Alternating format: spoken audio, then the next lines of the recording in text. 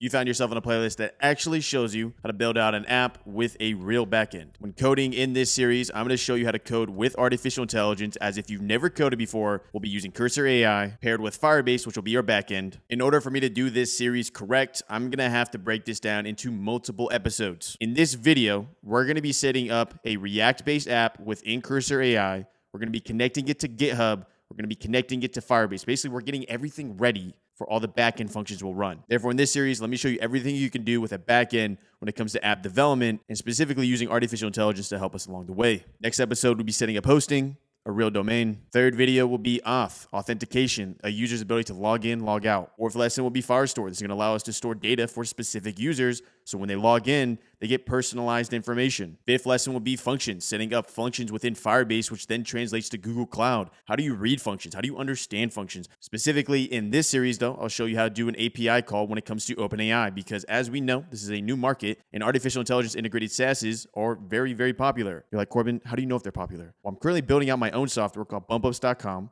It's funded by Google. So anything you see in this entire series is going to be based off my experience. Coming over to the next video here, which will be storage. How do we upload images, files, PDFs, whatever it may be, we're going to use these storage functions in backends. Next will be user analytics, ability to attach Google Analytics within our software application. Following this will be payment. How do we integrate Stripe so we actually get paid? And then a really big one, which will be advertising. How do we attach conversion code in an actual full stack application? This right here is extremely powerful. This right here is what's going to get you traffic and actually be able to track it for payments, which leads us all the way to the end here, which won't be a part of this playlist and series, but we're going to be building out a full stack application of an actual software together. And I'm going to go from ground zero to ground conversions and payments of actual users. So make sure to stay tuned here for this channel. Make sure to subscribe. And don't worry, the introduction for every single one of these videos you see here are not going to be like this. I'm not going to walk through every single one again. I just want to give you an overarching idea of what's about to happen. As in reality, a lot of y'all might be coming from different episodes here. Like, y'all might have just clicked on the Firestore episode and be like, oh wait, I got to watch the first lesson to create my React app. So that's the purpose of this lesson. So hello. I don't know if you're coming from lesson 5, 4, 3, 2, 1, launch. Houston, we have a problem.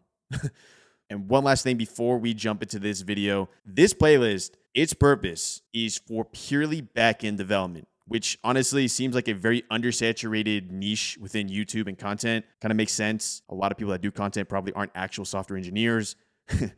No shade. But if you want to know front-end development and everything above the board in that manner and how I approach it personally, check out this video right here, or series. Let's build a web app with AI.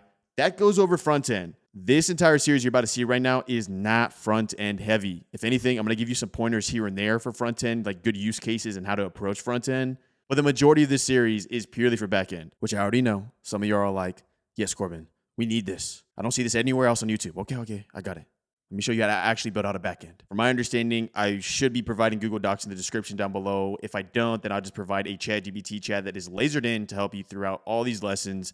We're starting with Cursor AI here. Let's create a React app. Grab your coffee. You already know. I got my WWDC Swift Thinking shirt. It's the OG app development, iOS. Okay, let's jump in. First we need to do is create a project. Our goal today is creating a React-based app. Therefore, we need to create a directory where we're going to store our code. We're going to push this to GitHub. We're going to make sure this is in the cloud, etc. Open up Terminal. Personally, I like using Terminal like its own little window here. Just type it in on your computer, Windows, Mac, whatever. Y'all could use the actual built-in version in the IDE here on Cursor AI. Come down here and hit Terminal. I just like, let me go and zoom in, y'all. It's a little small. I just like personally using it outside of it. Why do you like doing that, Corbin? Because what you'll see through this entire tutorial and series is that when we run an application with a front end and a back end, and you need your own little terminal window, we need a whole separate terminal for the front end, whole separate terminal for the back end. Like, this will make more sense of why I do this. For now, though, let's create a project. MKDIR. Let's give a project a name. So this is pretty fundamental. Don't go with something that you don't like. Put it that way. The project I'll be creating today is going to be called Actual Backend App. Sounds good. Enter. Now let's go ahead and go into this actual directory here. I'm zooming a little bit more, y'all. In order to do that, we're going to do CD, and then we're going to go and copy this. Now, this is going to be the first thing in our cheat sheet. If you followed me during the front-end series that I referenced earlier, you already know what this is about. But if you haven't, then let's go to learn together. Hit enter. We are currently in the directory where we're going to be loading our code. First major thing, copy this command. Sorry, that little Apple thing went click. Paste this command. You're going to use this a lot. This is important. You're going to run commands in this. Just make a little cheat sheet with me, okay? This is going to get a little longer as we go through this series. Let's come back here. Now we need to actually grab this folder. So we're going to say open folder here in Cursor AI. With open folder here, we're going to go to our folder here and hit open. Kind of makes sense. Great. Now that we have a directory that we can basically store our code, and we're going to get used to this area very soon here, let's go ahead and create our React-based app. The video I'm doing right now is kind of similar to a video I did in the past. Therefore, I'm going to link this resource doc in the description down below. Why I'm linking this is that some of y'all, or most of y'all, or maybe none of y'all, I keep getting comments. Corbin, the npm command is not working. Okay. You need to install Node.js. How do I do that, Corbin? Go to step 2. Follow this. This is how you install Node.js. And if you want a full in-depth video on that specific part, just go to this original video right here. Also, if you run into issues, just talk to ChatGPT. Ask it questions. Let's build our React frontend. We're going to do the line npx create react app dot. If this command doesn't work, reference that resource that I provided earlier. Hit enter. Let's go. Make sure you are in the actual backend app or whatever you named yours. Make sure you're in the directory. As you'll notice, files are going to start appearing here. While this loads in, my goal of this series is that the end product of this actual backend app, I'm going to give you all the code for free. And the reason I'm doing that is because I'm nice. But the reason I'm doing that is because of the fact that you can reference all of this code, place it, use it, put it in ChatGPT chats, Claude chats, whatever it is, and actually get more understanding from the code itself if you want to ask further questions about it. Once we load it in, once we created it, you'll notice we get all these relevant files here. Let me walk you through some so you can kind of understand the structuring of a React app. You don't have to understand everything. Don't worry. The end goal of this entire series is I'm going to provide all this code for free so you can reference any part. You're like, how do you do the functions again? Don't worry. You're going to have the files. Okay, README is self-explanatory. That is just like what's going on with the project. Git ignore. This is going to be stuff that we don't commit to GitHub for security reasons. This will make more sense as you'll see when we set up security with the Firebase and all the relevant API keys that are associated with that project. Coming over to source here, this is going to be your front end. Right now, we don't have a backend installed because we're using Firebase. We just installed the front end, which is React. In React, you're going to render the entire application within app.js, but we're going to build out different components that we're going to input here. As I said before, if you want a full series on that, you got to check out my other stuff out. This is not a front end. This is not front end. This is just back end. When we come down here, index.js, don't worry about that too much. All this other stuff is not too important here. Coming to the public here, index.html is how it shows in your browser. So what you'll notice, like the little tab, the fave icon, right now the fave icon is going to be React stuff. If you go to faveicon.ico, we need to change that as well. Robot text, whether or not we want it to be crawled by Google, etc. But for now, this is sufficient. This is what we needed for our React application front end. Therefore, with all that set up, let's go ahead and commit this to GitHub, set up our GitHub repo, and understand how we can access this and put it in the cloud. GitHub is extremely powerful. GitHub is extremely good. GitHub is life. GitHub is love. I don't know. But the point is that you need to use GitHub. This is extremely important in software development as you're going to be able to, one, have your code in the cloud. So if your dog chews your laptop, you don't lose your code. Dog chewed your homework. Let's go ahead and create a repository here and proceed. First major thing, make sure you even have GitHub installed. Reference that Google Doc I provided below, but it's going to be brew install git. With that command, I'm not going to run it. I already have it installed. With that command, install GitHub. Great. Once that's installed here, we're going to create a new repository. I'm going to come up here to repositories. I'm going to hit new. For the purposes of this tutorial, so I don't accidentally let a key run through, I'm going to put this at private for now, but at the end of this entire series, I'm going to switch that to public so you get access to everything. For now, I'm going to do private. And just as a side note, public obviously means that if you ever do commits with your code, anyone in the world can see your code. So I think a lot of you are probably going to go private. Anyways, repository name. I'm going to make my life easy and just name it the exact same thing as the actual project itself. I'm going to say actual backend app. Perfect. Description is optional, so we're not going to do it. Add README file. We're not going to do that. Add git ignore, none. All good. Create repository. So here we go. I'm going to go ahead and reference our Google Doc here so you can kind of follow along. Coming down here, what we need to do is do echo your repo, README. It's going to be our first line here. We're going to be adding the README file. Copy. Or alternatively, just copy it right there. Paste it in. Hit enter. Okay. So far, so good. Now, the next terminal commands here are going to be this right here. What I want you to do is just copy this and put it in like a notes app because we're going to have to basically paste some relevant variables into here. So copy. I'll go ahead and explain all this, but first off, we need to get our personal access token. And what this is, and then why this is relevant for us, is this is going to give us the ability to tell GitHub that we actually own this repository and actually have the ability to push commits to it. So to do that, we need to go to settings here. We're going to hit our profile name here. We're going to go to settings. In settings, we're going to scroll down here, developer settings. In developer settings here, we're going to go to personal access token, fine grained tokens. Once we're here, we're going to say generate new token. Here we go. Now, back in the day, we used to be able to do this with our username and password, but GitHub put in some more security measures. So we have to do this every single time in order for us to access our private repositories. Token name, I'm going to call it backend token. Resource owner, that'll be you, not Coffee Fuel Bump. Expiration time, I'm putting 90 days, and holy smokes, y'all. In 90 days is 2025. That's kind of crazy. We're going to go ahead and say only select repositories. The repository here is going to be the actual backend app, or whatever yours is called. Now, coming down here, this is a little annoying. Kind of hope GitHub would be able to fix this. Not fix it, but just basically add a feature. Essentially, we got to open both of these and just say allow access to the max ability. So read and write, and just you have to do this for everything. So go to every single one of these tabs and give max access. It would just be cool if GitHub gave us the ability to like select a button that says select all, give max access. We got to click through. First one's done. Now we have to do account permissions. Same thing. Perfect. Now let's go ahead and generate this token. First thing you need to understand is that yes, in 90 days, I'm going to have to redo that entire process. Not fun. In theory, I could have made it so the token expired like a year from now, but just giving you context. Next thing, make sure to copy this. You won't be able to see it for obvious reasons. This right here, once you leave this page, you'll never be able to see it again.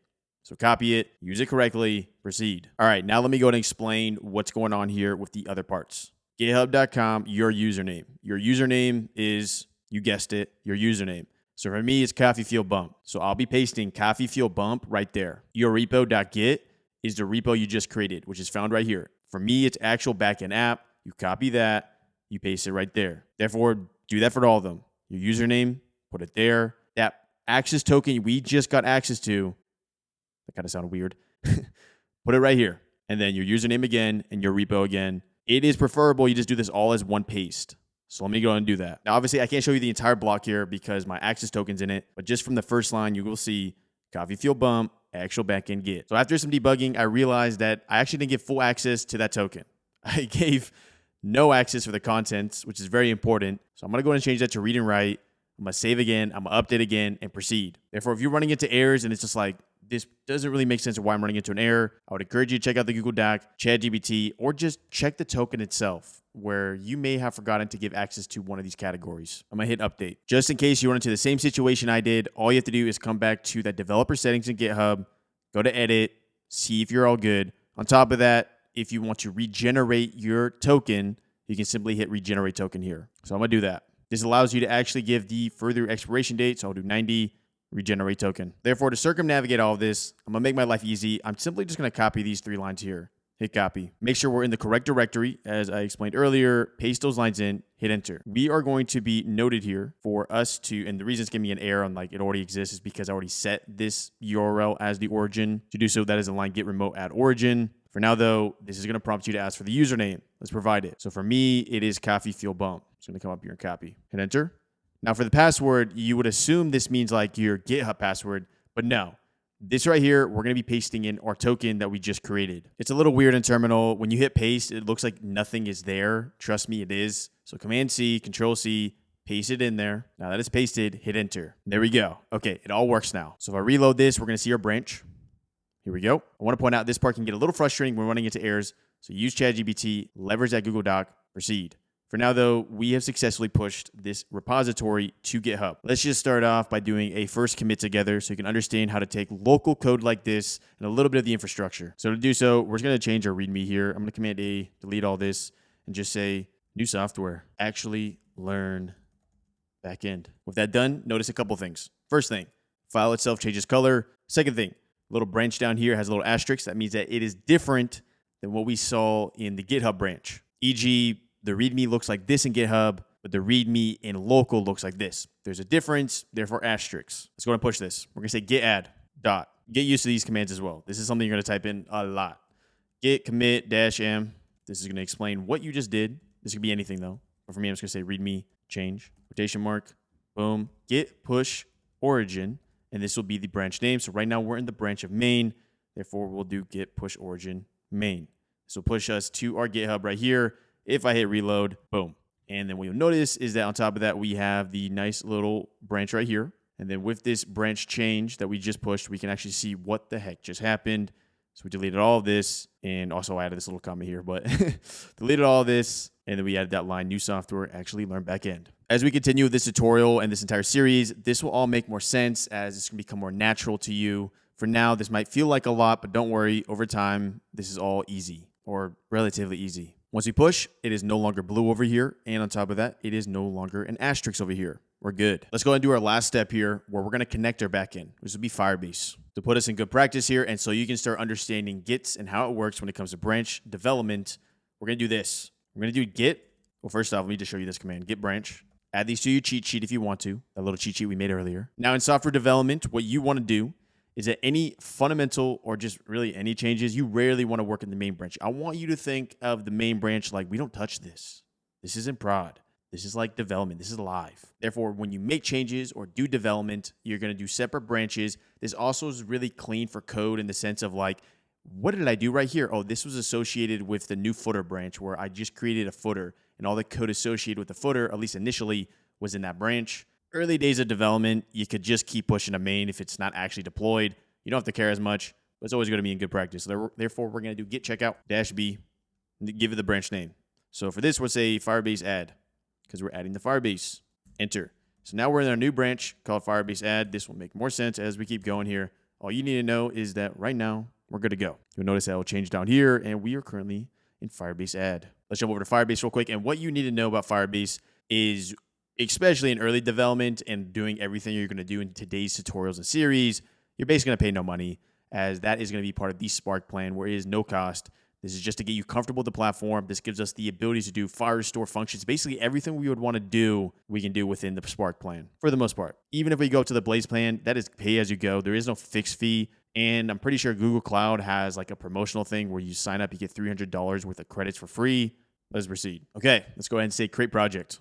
This is going to be your project name. These all can be different, but for organization reasons for myself, I'm going to name it all the same thing. So I'm going to do actual backend app and hit continue.